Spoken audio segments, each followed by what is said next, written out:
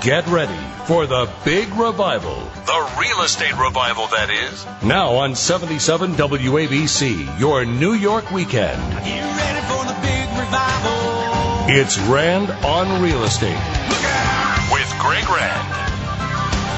Welcome to the Big Real Estate Revival. I'm Greg Rand, your host. This is Rand on Real Estate on 77 WABC.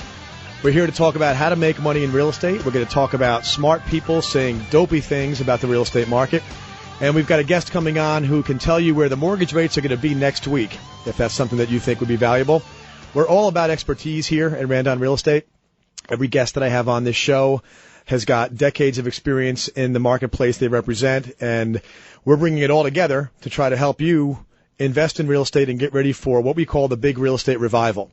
Real estate market operates cyclically, and we're entering the part of the cycle right now where the money is truly made, because if you take your positions now, if you make your purchases over the next several years, and I don't mean tomorrow, I mean over the next several years, you've got plenty of time to make your plan, plenty of time to execute on your plan, and then you have to wait 10 years, but you wait 10 years and you'll get fantastic results, because the big revival always comes after a down cycle like we're experiencing right now.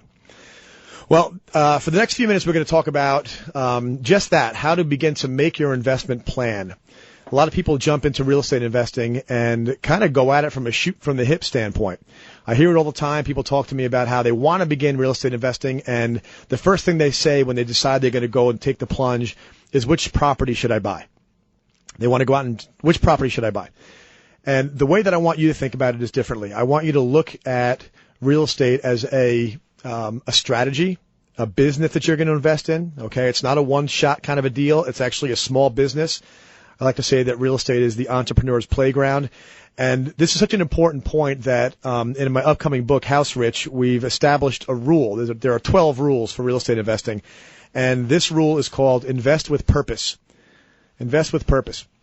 Maybe you've heard of Dr. Stephen Covey. He's the author of the classic self-improvement book, The 7 Habits of Highly Effective People. And one of his 7 habits, which was derived from watching the most successful people on the planet in all walks of life, from like Gandhi and Mother Teresa to Bill Gates and everybody, you know, Michael Jordan, all across the spectrum, he found that every one of those people had a certain habit, and that was that they began with the end in mind. They didn't jump to conclusions. They didn't start anything important just by shooting from the hip. And we want you to begin your real estate investment plan beginning with the end in mind. And what I mean by that is, ask yourself questions that a financial advisor would ask you, right? Any financial advisor worth their salt, the first conversation they have with you would not be, what stock do you want to buy? Or how much life insurance do you want? All right. Most financial advisors out there these days started out selling insurance or started out selling mutual funds or stocks, but they realized along the way that if you really want to give value to a client, you have to be an advisor. You have to ask them, when do you plan on retiring? How old are your children? When do you plan on, or what is your plan for putting them to college? And so I want you to think about real estate investing the exact same way. How old are you? Are you 30? Are you 40? Are you 50, 60? When do you plan on retiring? I mean, if you're 70, you're planning on retiring, I'm not sure if real estate's going to work for you.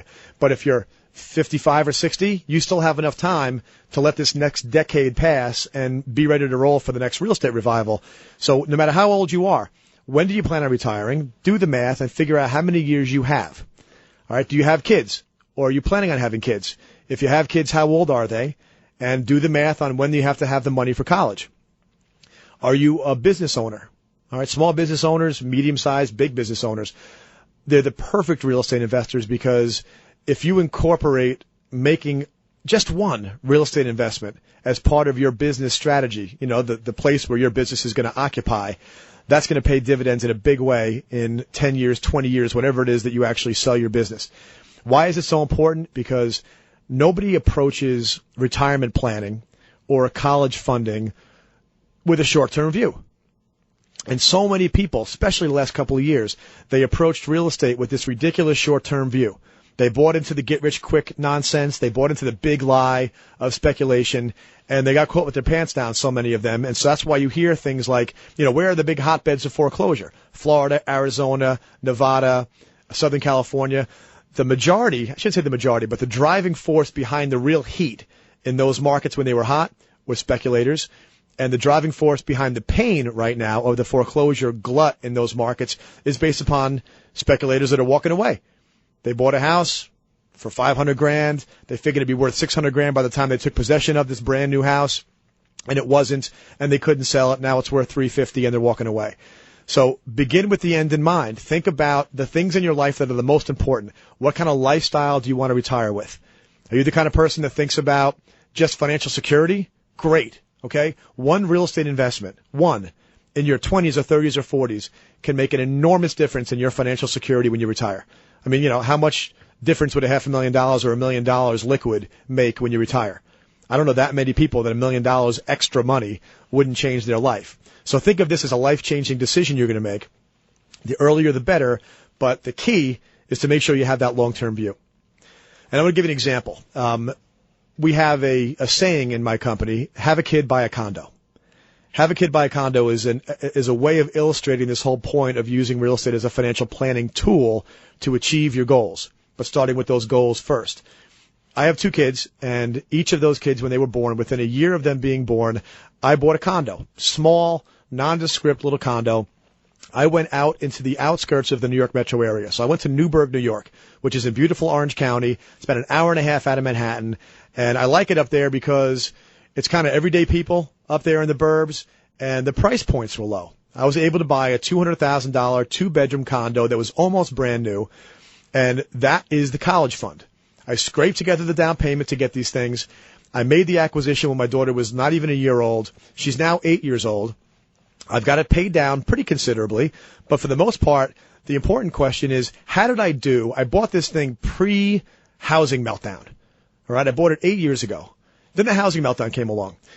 I wish I could tell you how many people I know who blew it because they didn't have patience. They blew it because they flaked. They acted like stockbrokers that just flake out. The market's turning. I have to dump my real estate holdings. And they sold them at the worst possible time, when sellers were at a disadvantage, when buyers were taking advantage of sellers, and when values were declining, and they blew it. Well, guess what? My daughter's college fund is still sitting there. There was never a moment that I considered selling it because my whole purpose was not making a quick buck. My whole purpose was having $200,000 or $300,000 ready for her when she graduates high school. And so much about what I'm going to try to teach you here on Randon Real Estate is all about you getting your brain around that long-term view and then using techniques like have a kid, buy a condo. Using techniques like, hey, you know what? Maybe I don't want financial stability. Maybe I want Ferraris and yachts and private jets. Great. The sooner you start, the better.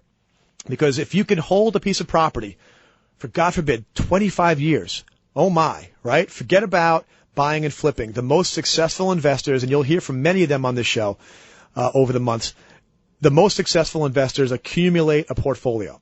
They buy a piece, that piece has a purpose in their portfolio. They buy another piece, that piece has a purpose in their portfolio. They accumulate, and they almost never sell. If they do sell, it's because the time was just so good to sell, or an opportunity, a buyer was willing to pay a premium for it, and more than likely they had another property they wanted the asset, they want to liquidate asset A to pull the equity out to buy asset B because they found another winner and they wanted to roll into something else. But you accumulate real estate equity over the rest of your lifetime starting today, and you will be wealthy when you're done. This is Greg Rand. You're listening to Rand on Real Estate on 77 WABC. When we get back, we're going to talk about smart people saying dumb things about real estate.